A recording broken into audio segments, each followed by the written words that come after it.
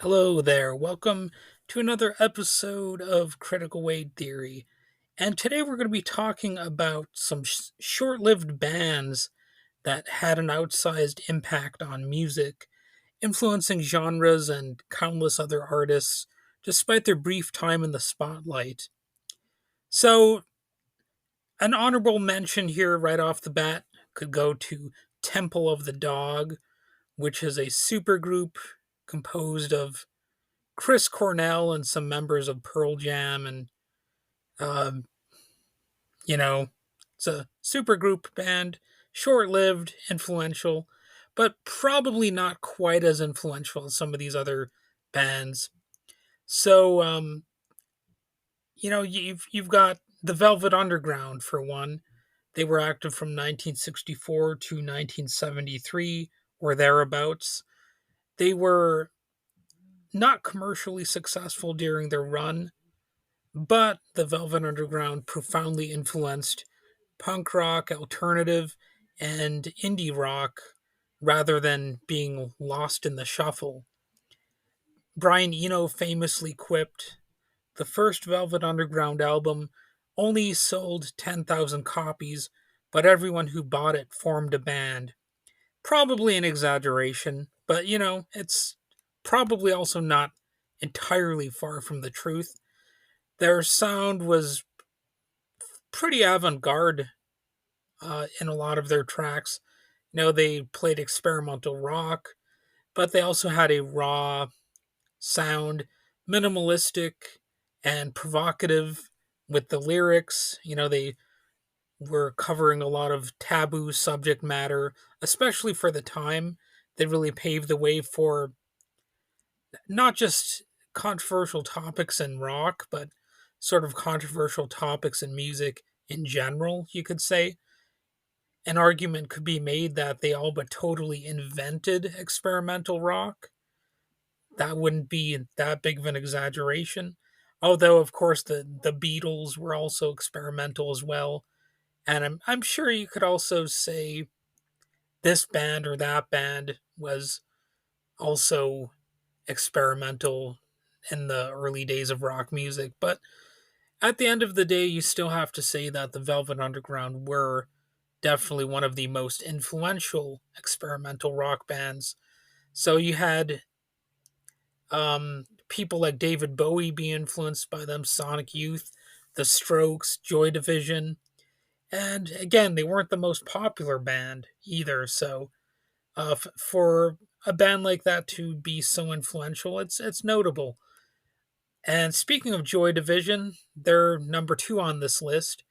They were active from around 1976 to around 1980. The band only had two studio albums before frontman Ian Curtis's tragic death. Joy Division became one of the pillars of post punk, influencing goth rock, industrial, and alternative music. They had a dark, atmospheric, and introspective sound with an emphasis on bass driven melodies and Curtis's haunting vocals. They were a rock and roll band, but they didn't they didn't have a forced feel exactly. Like they didn't seem like they were trying to be a rock band. It sounds almost like a naturalistic uh approach that they had to the music, driven by their emotions and all that kind of stuff. It doesn't seem like they were trying that much to cling to any sort of genre constraints or you know play to any scene. They influenced bands like The Cure, Nine Inch Nails, Radiohead, and Interpol. So obviously, a lot of you have heard of that band. So the next band on the list is something even more people have heard of, and it almost makes me not want to include them on the list. But what the hell, they do qualify as being a short-lived band that was quite influential. Nirvana. They were around from about 1987 to 1994. Although they were more commercially successful than some other bands on this list, Nirvana's meteoric rise and Kurt Cobain's untimely death it carved their place as a cultural phenomenon. They're credited with bringing grunge to the mainstream and altering the landscape of 1990s rock music to the point where some say they killed 1980s hair metal. And oddly enough, that's not that big of an exaggeration. A lot of the bands themselves who were in the hair metal or pop metal genres will say that when Nirvana, reached the top of the charts, there really was no going back for them. They kind of had lost their career luster overnight in a way. Um, it's almost not even an exaggeration. The the fad completely changed for a lot of these bands, and to this day, there hasn't really been that big of a resurgence to the so-called hair metal or whatever. It's it's a fact that the genre really enjoyed a decline. Well, I guess you couldn't say enjoyed it, but whatever. But anyway, Nirvana's sound was raw and emotional and dynamic. They were grunge rock with punk influences. They're sort of like the punkiest sounding grunge band, I would say. Their album Nevermind, released in 1991, even knocked Michael Jackson off the top of the charts. So, that's impressive in its own right. Not a lot of bands could actually do that, you know, take Michael Jackson off of the top. So, that's kind of impressive, right? So, obviously, Nirvana's influenced a lot of bands.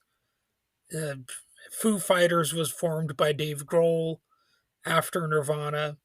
So, obviously, you could say that Foo Fighters was influenced by Nirvana sort of by default. And Smashing Pumpkins, Billy Corgan has said that Nirvana was a big influence. And I guess Green Day was also influenced by Nirvana, although I haven't read any interviews where Billy Joe Armstrong specifically gets into that, but that's my understanding. And for another band, there's Big Star. Now, admittedly, this is one I haven't really listened to that much. So I'm sure I've heard some of their songs, but you know they were active from 1971 to 1974. That's sort of a power pop sound that was critically acclaimed, but they were largely ignored during their time. Over the years, they've been hailed as a major influence on alternative rock, jangle pop, and indie music.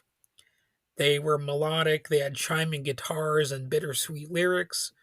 They influenced bands like REM, The Replacements, and Teenage Fan Club. So they're one of those bands that, admittedly, I probably couldn't even name a song by them offhand. Um, so I didn't really do the research to this particular band as much as I should have. But they deserve to be on this list anyway. They were around for apparently just 3 years in the early 70s, but they definitely were an influence. And for number five, I'm going with the Sex Pistols, one of the most influential bands of all time from 1975 to 1978. Only about 3 years, something like that. Despite only releasing one official studio album as a group, never mind the Bullocks, here's the Sex Pistols. You should listen to that album at least once in your life, just so you can say that you did. But it's a band that revolutionized punk rock and became a cultural lightning rod in the UK. They've got hits like God Save the Queen, Anarchy in the UK, and Pretty Vacant, which all became punk rock anthems. And oddly enough, they still hold up today despite the band's rapid decline and despite the, I guess, floundering reputation of John Lydon in recent years. Um, I could get into the whole sad MAGA thing, but I'm not going to do that at the moment too much. But it's sad. Anyway, they had an aggressive, medium-paced rock and roll punk sound with sneering confrontational lyrics. They influenced The Clash, Green Day, Blink 182, frankly, countless punk bands. And I would say that their offensive, confrontational nature was definitely an influence not just on punk rock, but really on a lot of future genres of music. They definitely were one of those bands that kind of changed how music would happen in the pop world, I guess you could say. The fashion influences there too, of course, and all that fun stuff. So in the number 6 spot, I'll put the Stooges here, 1967 to 1974, at least in their first incarnation. They actually did some, future collaborations many years later, but for our purposes here today, we're going to say that they were pretty short lived in their initial run, and they weren't as influential with their future album. Did they release more than one album after their initial spree? I'm not sure, but they released at least one album later on, and it, even though it might have been getting okay reviews, I don't think it was exactly heralded as anything that great. But in their initial run, they also were not initially popular, but the Stooges' proto punk style laid the groundwork for the punk rock sound that would come out of it, garage rock, and of course you had Iggy Pop's fairly successful and influential solo career, which he ode to the Stooges, really. So Iggy Pop's wild stage presence became iconic. He was inspired by Jim Morrison from The Doors, but he really took it to another level in many ways. Their sound was loud, raw, and primal. They had heavy, memorable riffs, albeit simple, and they had a rebellious energy. And it's not said often enough, but they were also sort of I guess, a crossover band because they actually had some jazz type sounds going on, with the saxophone and other instruments. So they weren't really the simplest band that was out there. They definitely played around with genres a little bit more than they're given credit for. And they weren't just one note necessarily, which is kind of a funny way to phrase it because some of their sounds didn't have you know that much complexity going on, but I mean in terms of the depth of how they felt, the different genres.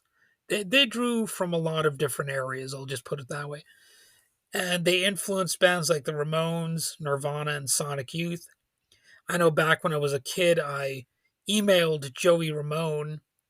I got his email address from some metal magazine, and he actually did respond, and I I kind of regret not asking him a better question. I just asked him the generic question, what his influences were, and it was Alice Cooper, but he also mentioned Iggy Pop and the Stooges. I remember that.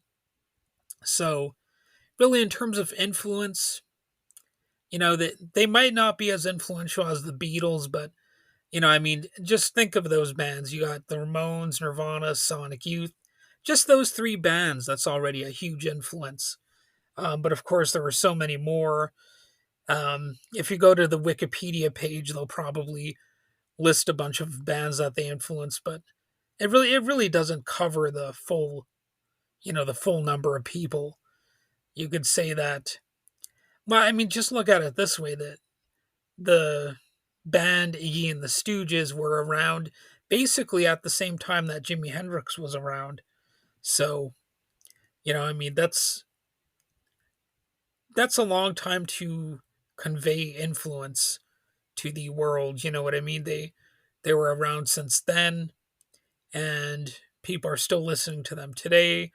And it's a wonderful thing to go back and hear albums like that, and also Black Sabbath, their first four albums, and to think in context that these albums really did kind of change the world. Before bands like the Stooges or Black Sabbath, there really wasn't rock music that sounded quite like those bands. It was wild and crazy at the time, and it still is pretty wild and crazy sounding today. So for number 7 on the list, I've got the Smiths. They were around from about 1982 to 1987. The Smiths only existed for about 5 years, but became one of the most influential indie bands in history. I'm not the biggest fan of the Smiths, but they were definitely influential, especially for a short lived band. They had melancholic lyrics that Morrissey's pretty famous for, and a jangly guitar. And, you know, they, uh, they had some cool riffs too, some emotional riffs, poetic lyrics. And even though Morrissey, he's a mixed bag, I'll just put it like that. But I actually don't hate Morrissey as much as some people do. You know, it's pretty easy to turn him into a punching bag because he's opinionated, and sometimes he says the wrong thing or whatever. But you know, whatever. The way I see it, you're always going to have some people who are strongly opinionated, and you can't hate them all or treat them all equally as villainous. I don't see him as a hero, but I don't see him as a villain either. But anyway, for that, he influenced this, or not just he, but the Smiths influenced the Stone Roses, Oasis, Blur, and then Bell and Sebastian, whoever the hell they are. No, I'm just kidding. I've heard of Bell and Sebastian. I've even played them on my radio show at WMTU 91.9 FM Houghton. Back in the day, I haven't played them in a while though. Um, but anyway, the Smiths influenced Bell and Sebastian, so it's it's one of those bands that you don't necessarily think of as guitar music, but they definitely did have some innovative guitar sounds. So the next band on the list, ironically, because they were so short lived, and one of the uh, one of the bands that a lot of people probably don't think of as much as the other ones here, but Minor Threat was definitely an influential band, and in some ways, one of the most influential ones probably on this list because they're a hard punk band or hardcore punk band that lasted about 3 years, but they really helped launch the straight edge movement and shaped DIY punk culture to the point that Nike tried to cash in, and they launched an advertisement campaign that ripped the band off called Major Threat. They tried to use the band's imagery and stuff like that, and the uh, the band was considering suing them, but Nike actually did the right thing and they backed down from the campaign. Maybe they realized that was kind of a lame thing to do, and that it could have hurt their brand or whatever. But it's just showing you the power of Minor Threat, that these corporations like Nike were trying to latch on to it. So even though they were a short-lived band and whatnot, they still made it into the mainstream, even though people don't think about them quite as often as the other bands on this list. Of course, they were fast, aggressive, and politically charged, and they they didn't have that many characteristics of mainstream rock, but they did have some mainstream appeal. And of course, you have Fugazi that came out of, the band Minor Threat, and they also influenced Bad Religion and Rise Against, among other bands.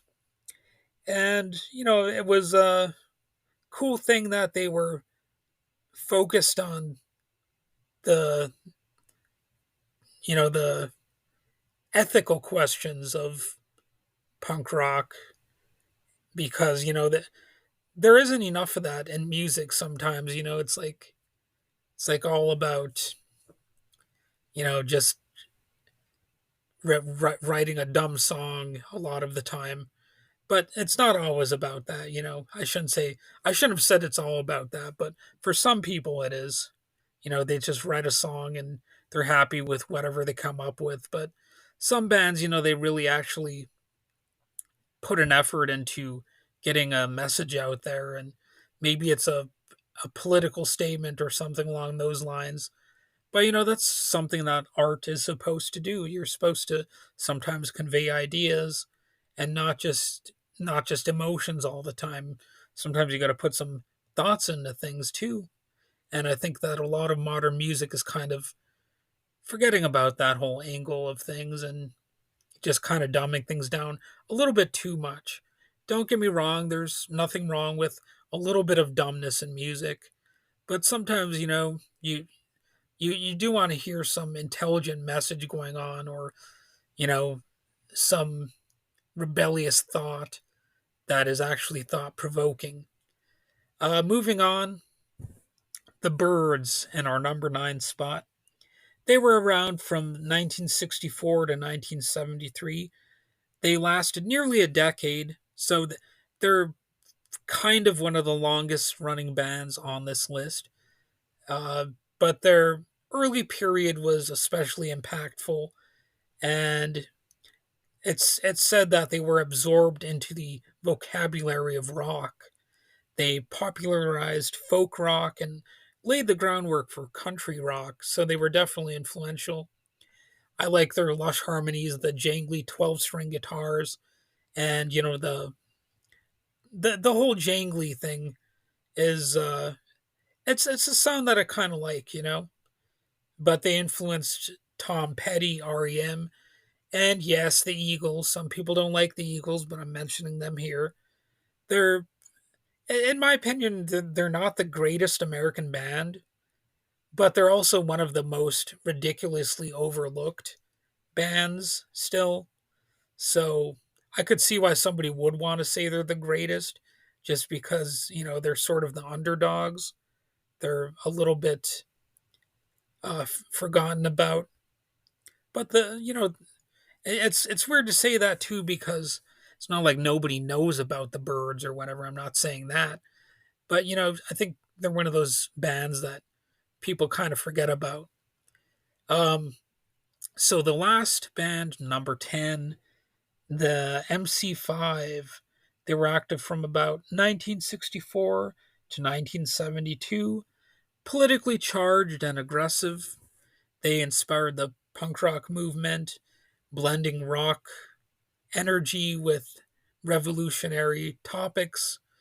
They had high energy rock and proto punk, and they sounded like a garage band a lot of the time. Although not all of the time. It needs to be said that they do have a few slower ballad type songs, and they influenced the Clash, the Ramones, Rage Against the Machine, etc., etc. So these bands had limited discographies and often short careers, but their influence continues to ripple through music history. And, you know, they have a sense of community that has been built around them in a lot of cases. And that's kind of what music is supposed to be about sometimes. So, all right, that's about it for this list. I hope you enjoyed it. I hope you uh, have gained something from listening to this. I don't know. Um, but anyway, have a good day.